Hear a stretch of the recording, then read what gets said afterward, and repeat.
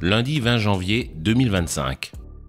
Donald Trump était officiellement et pour la deuxième fois désigné président des États-Unis d'Amérique. Durant son discours d'investiture, parmi une série d'annonces fracassantes, l'une d'entre elles, étonnamment passée sous silence par la plupart des médias, retenait pourtant l'attention. La hausse des taxes à l'import sur tous les véhicules fabriqués à l'étranger et vendus sur le sol américain. En substance, ajout d'une taxe de 25% sur toutes les automobiles en provenance du Mexique ou du Canada. Augmentation de 2,5% à 10% de la taxe d'importation sur tous les véhicules en provenance d'Europe. Sans le moindre doute, les effets plus ou moins rapides de cette décision seront les suivants. La hausse du prix de vente aux États-Unis des véhicules fabriqués en dehors des frontières du pays, les constructeurs souhaitant sauvegarder leurs marges, répercutant automatiquement les taxes sur le prix. Et en cascade, la fuite des clients entraînant la baisse des volumes de vente et donc des profits de ces mêmes constructeurs. Et parmi ceux-ci, certains sont particulièrement exposés. Exemple, le groupe Stellantis, dont on apprenait par l'intermédiaire du journal français Autoplus que près de 40% des véhicules qui découlent aux États-Unis sont fabriqués au Canada ou au Mexique. Ou encore le groupe Volkswagen, dont certains analystes expliquaient il y a quelques jours que les profits du géant allemand pourraient être réduits de 5 à 10% le jour où cette mesure sera mise en place. Ces annonces unilatérales du 47e président des États-Unis étaient immédiatement décriées par nombre d'observateurs. C'est que les États-Unis d'Amérique, en tant que nation, sont l'un des membres les plus influents d'une organisation interdisant clairement cette pratique. Il s'agit de l'Organisation mondiale du commerce. Siégeant à Genève, elle regroupe la plupart des acteurs économiques de la planète, dont l'ensemble des pays de l'OCDE, tous les pays appartenant à l'Union européenne, ainsi que, bien entendu, les États-Unis d'Amérique. Depuis sa création en 1995, 3 principes servent de socle commun à toutes les règles et procédures qu'elle impose à ses membres. Le premier, les produits importés sur le territoire d'un pays membre de l'OMC ne doivent pas subir un traitement moins favorable que celui réservé aux produits ou services nationaux. Le deuxième, les pays membres doivent traiter de la même façon en termes de fiscalité ou de législation tous les membres de l'organisation. Et le troisième, la concurrence doit être loyale entre les pays membres. Où l'on voit que les annonces faites par Donald Trump semblent violer de manière frontale non pas un, mais l'ensemble de ces principes. Sauf que vous allez voir que non seulement cette pratique est bien moins illégale et incompréhensible qu'elle ne semble l'être, mais aussi et surtout qu'elle est tout sauf nouvelle. La doctrine des avantages comparatifs fut théorisée au XIXe siècle par l'économiste David Ricardo au Royaume-Uni. Selon celle-ci, peu importe si un pays a des avantages absolus ou pas. Il gagne à se spécialiser dans la production des biens pour lesquels son avantage comparatif est le plus élevé, c'est-à-dire dont les coûts relatifs par rapport aux pays concurrents sont les plus bas. Il lui est alors indispensable d'importer les biens qu'il ne produit pas. C'est exactement ce qui s'est passé depuis. De nombreux pays se sont spécialisés dans la fabrication de produits spécifiques tout en important matières premières et autres produits finis qu'ils ne possédaient ou ne fabriquaient pas. Pour que cette démarche économique puisse fonctionner, il était indispensable qu'elle s'appuie sur le principe suivant: le libre-échange. Celui-ci est constitué, en substance, de la suppression de toutes les barrières nationales, tarifaires, fiscales et normatives susceptibles de gêner les échanges de biens entre différents pays. Le protectionnisme économique, politique totalement inverse, consiste pour un État à instaurer des barrières douanières, légales ou tarifaires à l'importation de produits sur son sol. Qualifiant régulièrement le protectionnisme de mal absolu, les chantres du libre-échange ne perdent pas une occasion de louer les mérites et avantages supposés de ce dernier. En voici une pelletée. L'augmentation des débouchés et donc la hausse du chiffre d'affaires d'entreprises dont la clientèle ne se limite de fait plus à l'échelle nationale.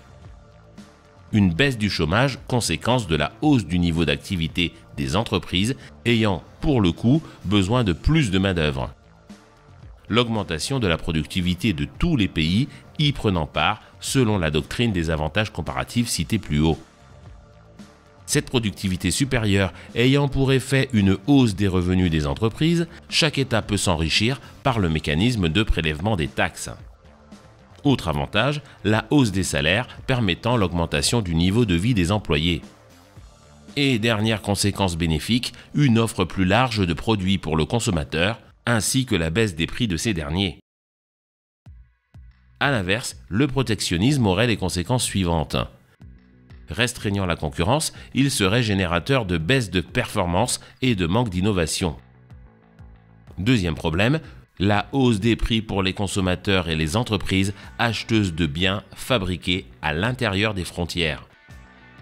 Troisième conséquence négative, le risque de représailles, voire de guerre commerciale ou même physique entre les pays. Et finalement, l'augmentation du chômage. C'est donc le libre-échange qui fut choisi par nombre d'instances dirigeantes étatiques et supranationales durant tout le XXe siècle.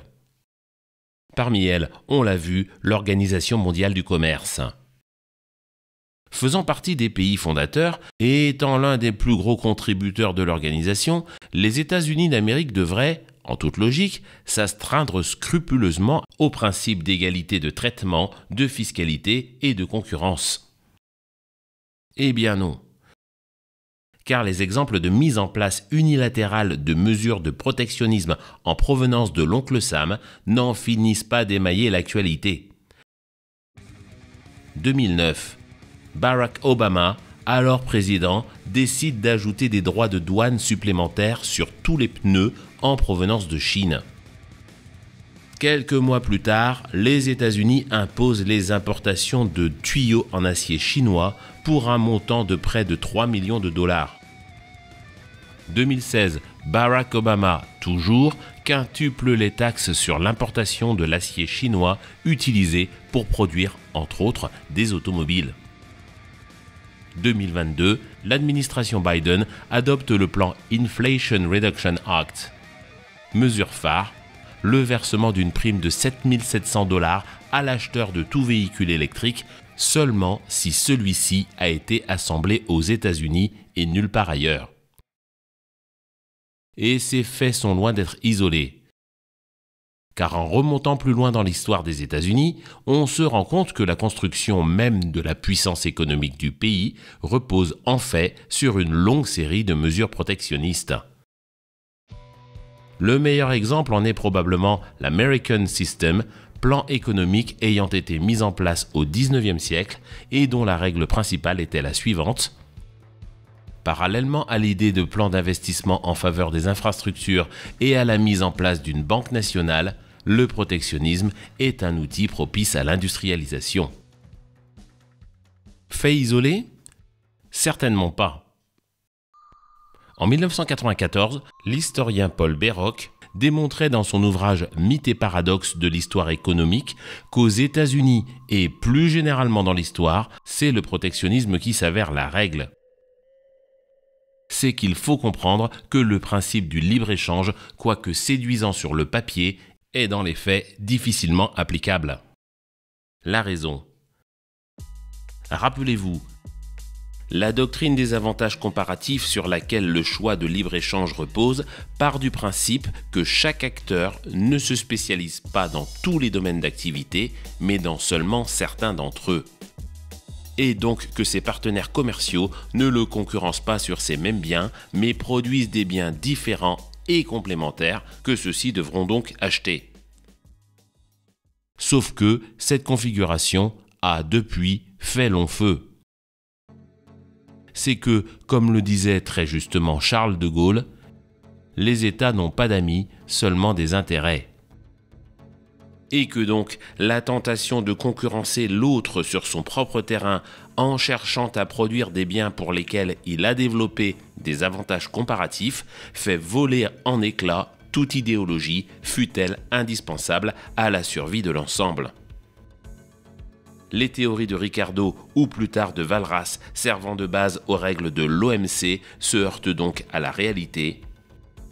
La plupart des acteurs du marché, et au premier rang desquels les plus puissants, ne souhaitèrent, ne souhaitent et ne souhaiteront jamais se cantonner aux premiers produits dans lesquels ils ont développé des avantages comparatifs. Et se créent et se créeront toujours à leur unique profit tous les avantages comparatifs existants et futurs. Premier exemple, la facilité d'accès à grande échelle aux matières premières et aux sources d'énergie. Un simple coup d'œil sur les cartes répertoriant celles-ci suffit à établir le constat suivant.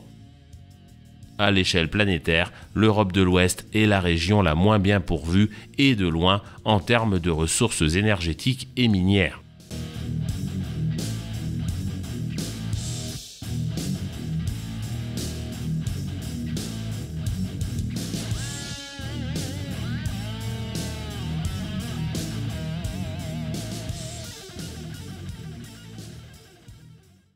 Pour s'octroyer de forts avantages sur ces points, nombre de pays d'Europe de l'Ouest, Royaume-Uni et France en tête, décidèrent durant plusieurs siècles de s'approprier les ressources minières et énergétiques d'autres peuples, processus inique bien connu sous le vocable de colonisation.